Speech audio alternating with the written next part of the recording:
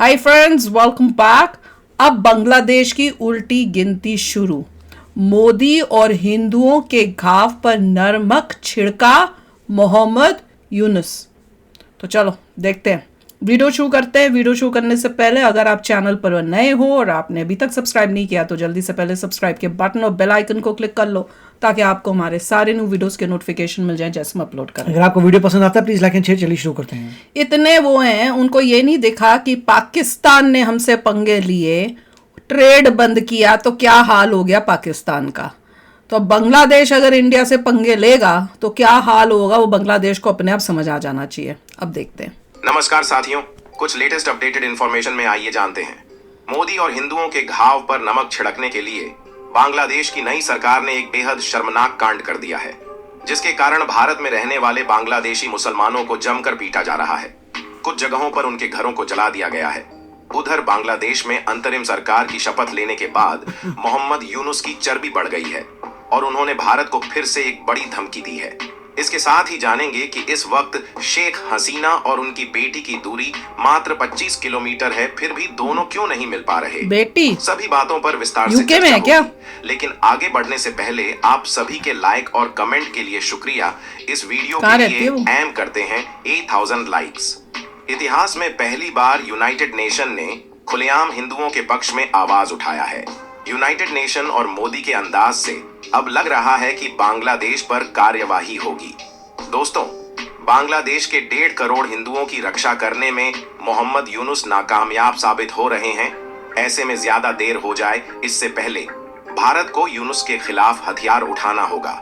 वैसे बताया जा रहा है कि भारत के अधिकारी बांग्लादेश के अधिकारियों से बातचीत कर रहे हैं ताकि हिंदुओं और अल्पसंख्यकों को कोई सुरक्षा सुनिश्चित की जा सके। लेकिन प्रोफेसर यूनुस बात मान नहीं रहे और उन्होंने तो हिंदुओं और मोदी के जख्म पर नमक भी छिड़क दिया है, जिसकी चर्चा हम आगे करेंगे। जिसके बाद अब हिंदू संगठनों ने बांग्लादेश की सड़कों पर प्रदर्शन तेज कर दिया है। बांग्लादेश में चारों तरफ हरे राम हरे कृष्ण के गूंज सुनाई दे रहे हैं और छात्र नेता भाग खड़े हुए हैं। किसी को अंदाजा नहीं था कि बांग्लादेश की सड़कों पर अचानक इतनी भारी मात्रा में हिंदू कहां से पहुंच गए। कुछ लोगों को शक है कि कहीं ये भारत के तो नहीं है। हाँ, सोशल मीडिया पर लोगों का मानना है कि हिंदुओं की रक्षा के लिए भारत के हथियारबंद हिंदू बांग्लादेश बॉर्डर में घुसने को तैयार हैं। अगर यह बात सच है तो मान लीजिए कि भारत सरकार ने थोड़ी देर के लिए बॉर्डर खोल दिया तो फिर बांग्लादेश में अचानक हिंदुओं की संख्या बढ़ सकती है, जिसके बाद वहां आतंक मचाने वाले कट्टरपंथी बच नहीं पाएंगे। माना जा रहा है कि अगर हिंदुओं के खिलाफ अत्याचार नहीं रुका तो फिर भारत एक बड़े ऑपरेशन को अंजाम दे सकता है। इस बार भारत में ऐसी सरकार है जो हिंदुओं पर हो रहे अत्याचार को देखते हुए अपने चिकन नेक का गर्दन मोटा कर सकती है। बांग्लादेश में हिंदुओं के खिलाफ हो रहे अत्याचार को देखते हुए कनाडा, अमेरिका, यूनाइटेड नेशन और यूरोप ने भी आवाज बुलंद की है। लेकिन भारत में कुछ लोग बांग्लादेशी हिंदुओं के समर्थन में एक शब्द भी बोलने को तैयार नहीं है। इस बात को लेकर अब भारत में राजनीति होने लगी है। बांग्लादेश हिंसा पर भाजपा सांसद डॉ. हरि साक्षी महाराज ने विपक्ष पर जोरदार हमला बोला। साक्षी महाराज ने कहा, सारा देश बांग्लादेश में चल रहा नंगा नाच देख रहा है। वहां मंदिर जलाए जा रहे, हिंदू बहु बेटियों के साथ अत्याचार हो रहे हैं, घरों में तोड़ फोड़ और उन्हें खदेड़ा जा रहा है। पर इंडिया गठबंधन में राहुल गांधी से लेकर अखिलेश यादव तक किसी भी नेता ने बांग्लादेश के हिंदुओं, सिखों, ईसाइयों और बौद्धों के लिए एक शब्द भी नहीं कहा। जबकि यही विपक्ष हिंदुस्तान में जो अल्पसंख्यक हैं उनके लिए गला फाड़ कर वकालत करते हैं। पैलेस्टीन के लिए बोलते हैं, के अनुसार गाजा के लिए बोलते हैं। पूरा विपक्ष न हिंदू का है और न मुसलमान का है, वह तुष्टिकरण की राजनीति करता है। सोशल मीडिया पर बीजेपी समर्थक लोगों का कहना है कि कुछ लोग वोट बैंक का अफीम चाटकर राजनीति में अंधे हो गए हैं, जबकि वहीं दूसरे तरफ के लोगों को कहना है कि बांग्लादेश में हिंदुओं पर उतने हमले हो नहीं रहे बल्कि उसे बढ़ा चढ़ा कर दिखाया जा रहा है। आइए अब जान लेते हैं कि बांग्लादेश की नई सरकार ने कैसे पीएम मोदी, यूनाइटेड नेशन और हिंदुओं के घाव पर नमक छिड़क दिया है। बांग्लादेश में तख्ता पलट के बाद नई अंतरिम सरकार का गठन हो चुका है, जिसकी अगुवाई नोबेल पुरस्कार विजेता मोहम्मद यूनुस कर रहे हैं। लेकिन इन्होंने अपने पहले फैसले में ही भारत को नाराज कर दिया है। इन्होंने एक ऐसा शर्मनाक कांड किया है जिसकी उम्मीद किसी को नहीं थी। यूसुफ के अलावा उनकी सरकार में 16 और लोग शामिल हैं और यह सब के सब बेहद खूंखार और आक्रामक लोग हैं जिन्हें अलग अलग जिम्मेदारी दी गई है। इनमें सबसे ज्यादा चर्चा AFM खालिद हुसैन की हो रही है, जिन्हें धार्मिक मामलों का मंत्री बनाया गया है। कहा जा रहा है कि बांग्लादेश के सबसे अधार्मिक आदमी को धार्मिक मंत्री बना दिया गया है, जो अल्पसंख्यकों के साथ घोर पाप हो रहा है। खालिद हुसैन को बांग्लादेश में एक कट्टरपंथी के रूप में देखा जाता है। यह फैसला ऐसे समय लिया गया है जब कुछ दिन पहले ही PM नरेंद्र मोदी ने यूनुस को बधाई देते हुए बांग्लादेश में हिंदुओं और अल्पसंख्यकों की सुरक्षा की अपील की थी।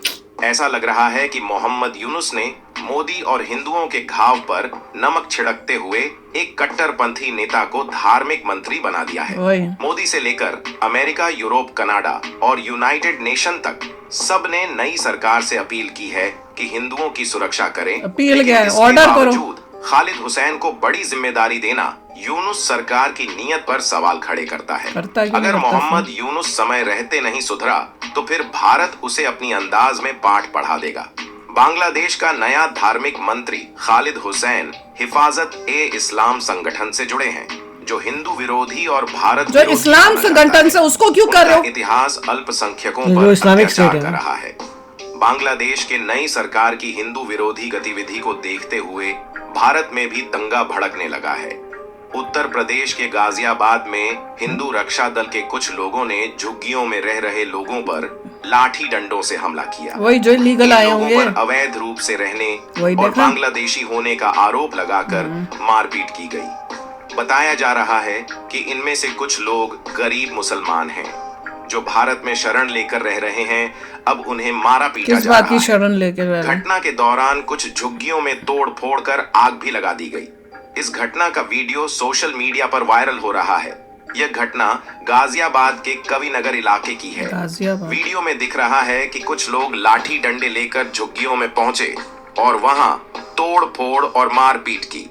पुलिस ने इस मामले में केस दर्ज कर लिया है और जांच चल रही है। पुलिस का कहना है कि आरोपियों के खिलाफ कार्रवाई की जा रही है। इस पूरे प्रतिरोध पर आप क्या कहते हैं? हमें नीचे कमेंट में जरूर बताएं। यही डिफरेंस है एक सेक्युलर और एक इस्लामिस्ट कंट्री में के बीच में।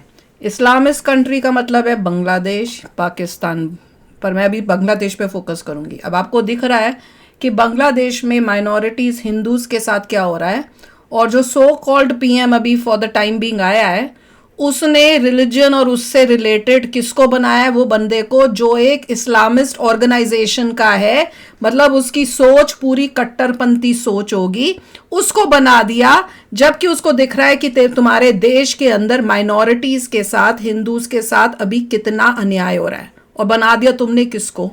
तो उससे आपको दिख रहा है। दूसरी न्यूज आपको दिखी कि इंडिया के अंदर कुछ ने माइनॉरिटीज के ऊपर अटैक किया, और वो भी लग रहा है माइनॉरिटीज वो लोग जो शायद इलीगली आए होंगे। इलीगली आए वालों को पे भी अटैक करने पर पुलिस ने अपनी ड्यूटी निभाई कि तुम कैसे मारो, उनको जेल में करके कह रहे हैं कि जिन्होंने मारा है उनके ऊपर एक्शन लिया जाएगा। तो डिफरेंस आप देख रहे हो, वहां पे उनके लिए उनको सपोर्ट कर रहा है बांग्लादेश की गवर्नमेंट, यहाँ पे लॉ एंड ऑर्डर फॉलो हो रहा है। तो ये डिफरेंस है बिटवीन हमारा ग्रेट इंडिया एंड बिटवीन इस टाइप की कंट्रीज जिनको सिर्फ अपने आप को मतलब सेक्युलरिज्म से दूर भागते हैं और उनकी सोच जो है रेडिकलाइज्ड हुई हुई है।